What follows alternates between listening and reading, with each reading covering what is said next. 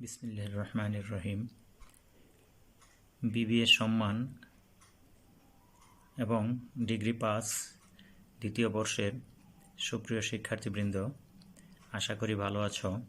তোমাদের ভালো থাকার প্রত্যাশায় আজকে preparation of cash flow statement অধ্যায় থেকে তৃতীয় ক্লাস শুরু করছি। প্রিয় শিক্ষার্থীবৃন্দ, ইতিপূর্বে আমরা প্রথম ক্লাসে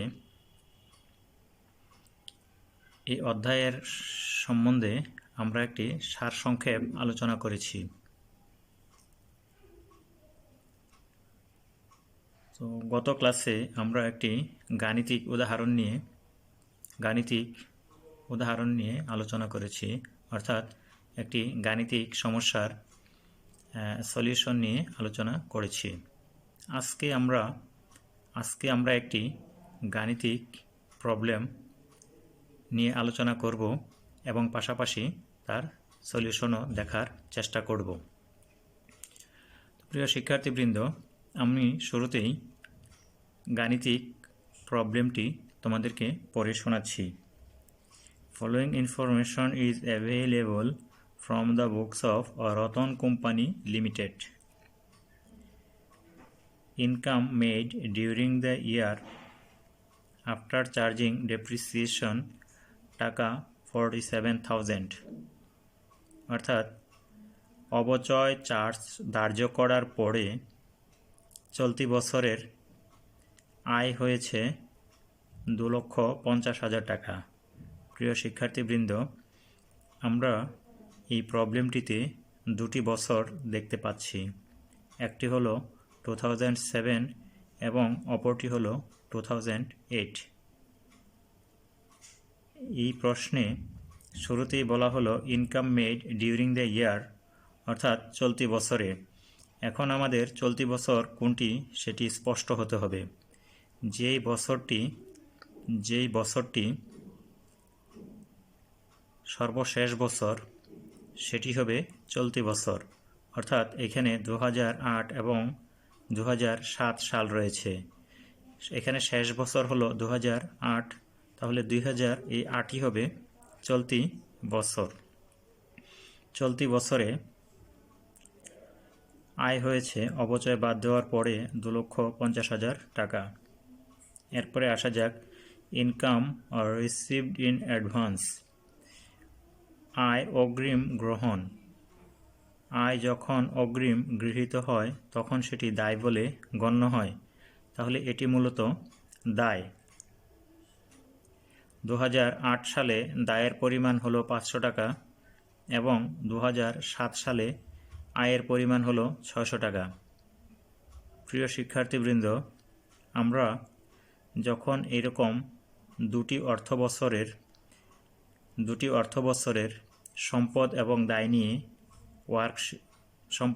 নিয়ে আমরা ক্যাশ ফ্লো স্টেটমেন্ট প্রস্তুত করব, তখন এই দুটি অর্থ বছরের মধ্যে কতটুকু ডিফারেন্স, সেই ডিফারেন্সটুকু বের করে নিয়ে আসব।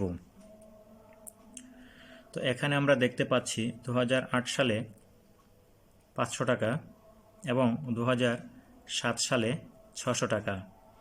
এখানে ইনকাম রিসিভড ইন অ্যাডভান্স অগ্রিম আয় গ্রহণ কমেছে। 7 সালে ছিল 600 টাকা আর 8 সালে হলো 500 টাকা, তাহলে 100 টাকা কমে গেছে। দায় যদি কমে যায় তাহলে নিট লাভ থেকে বিয়োগ করে টোটাল দায় কমিয়ে দিতে হয়। এখানে নিট লাভ রয়েছে 2,50,000 টাকা। এই 2,50,000 টাকা এটিও কিন্তু প্রতিষ্ঠানের জন্য মালিকের নিকট দায়। নিট লাভ যেহেতু দায়, আর ইনকাম রিসিভড ইন অ্যাডভান্স অগ্রিম আয় গ্রহণ 500 টাকা, এখানেও দায় কমে গেছে, তাহলে টোটাল দায় কমে যাবে।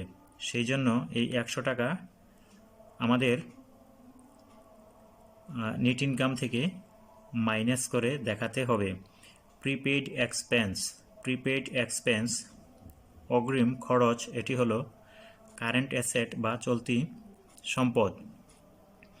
কারেন্ট অ্যাসেট 2007 সালে ছিল 1400 টাকা এবং 2008 সালে হলো 1600 টাকা। এখানে কারেন্ট অ্যাসেট 200 টাকা বেড়েছে। কারেন্ট অ্যাসেট চলতি সম্পদ বেড়েছে। চলতি সম্পদ যদি বেড়ে যায় আমরা যেহেতু এই চলতি সম্পদ এবং চলতি দায়কে নিট লাভের সাথে সমন্বয় করি, সেহেতু চলতি সম্পদ বেড়ে গেলে নিট লাভ কমে যাবে। সম্পদ বেড়ে গেলে নিট লাভ কমে যাবে, কারণ নিট লাভও দায়। তাহলে চলতি সম্পদ যদি বেড়ে যায় তাহলে নিট লাভ কমিয়ে টোটাল দায়কে কমিয়ে দিতে হবে। তারপরে আসা যাক অ্যাকাউন্ট রিসিভেবল। এটিও চলতি সম্পদ, ছিল 95,000 টাকা 2007 সালে এবং 2008 সালে হলো 80,000 টাকা।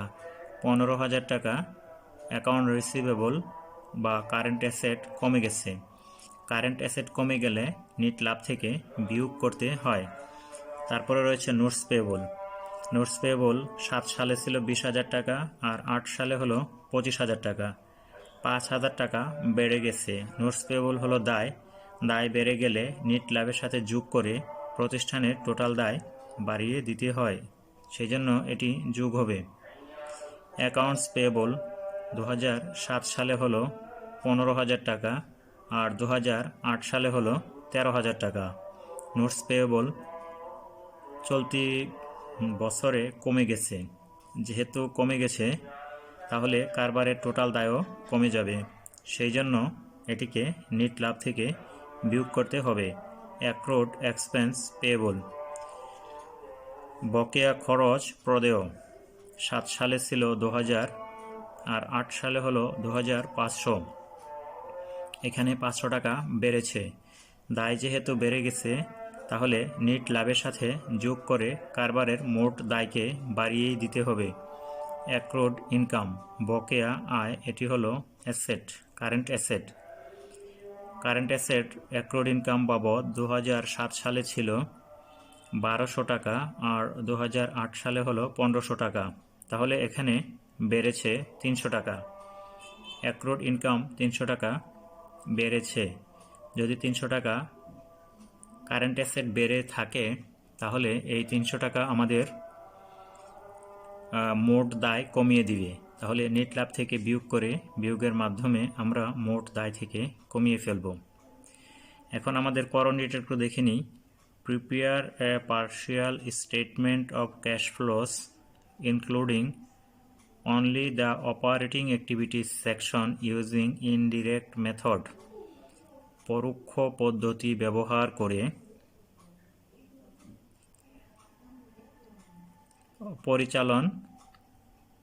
পরিচালন কার্যাবলী থেকে নগদ প্রবাহ প্রস্তুত করো আংশিক।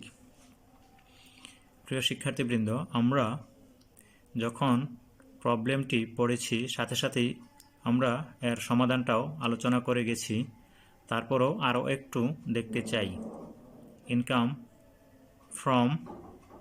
ইনকাম ফর দ্য ইয়ার টাকা 2,50,000।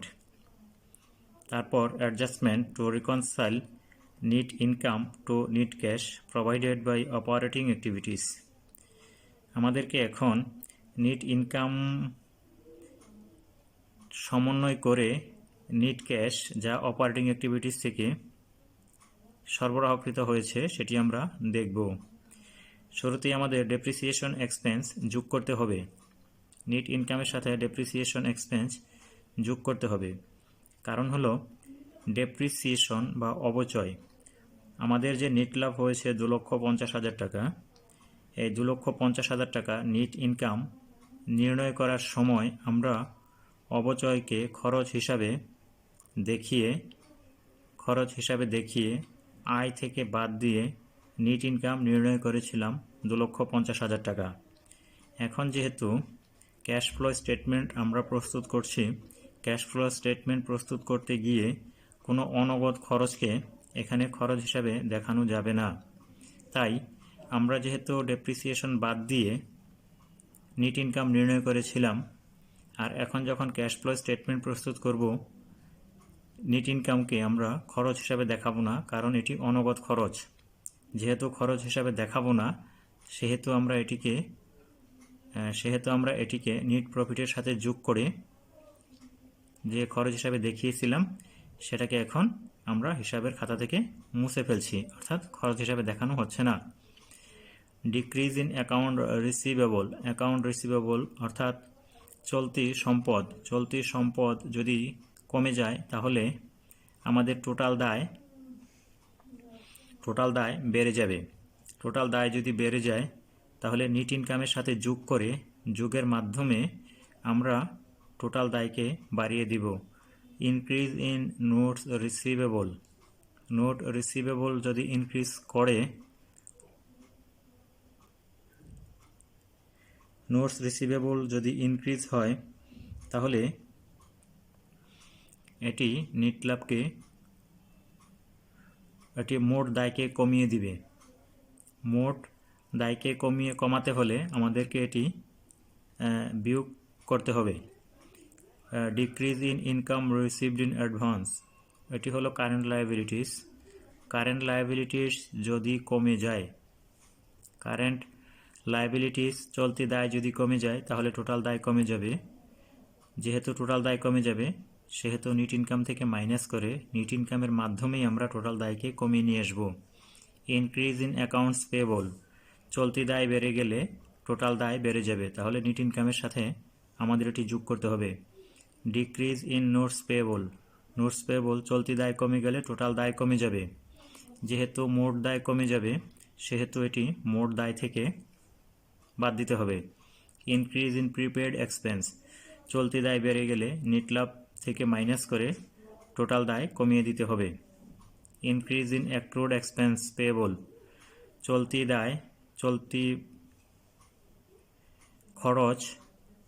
দায় বেড়ে গেছে, চলতি দায় বেড়ে গেলে টোটাল দায় বেড়ে যাবে, তাহলে এটিকে যোগ করতে হবে। ইনক্রিজ ইন অ্যাক্রুড ইনকাম, এটি হলো চলতি সম্পদ যদি বেড়ে যায় তাহলে এটিকে আমাদের বিয়োগ করতে হবে, তাহলে আমরা বিয়োগ করে দিব। এইভাবে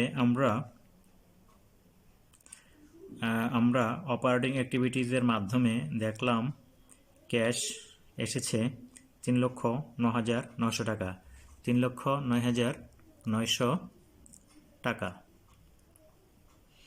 তো এই ছিল আমাদের আজকের এই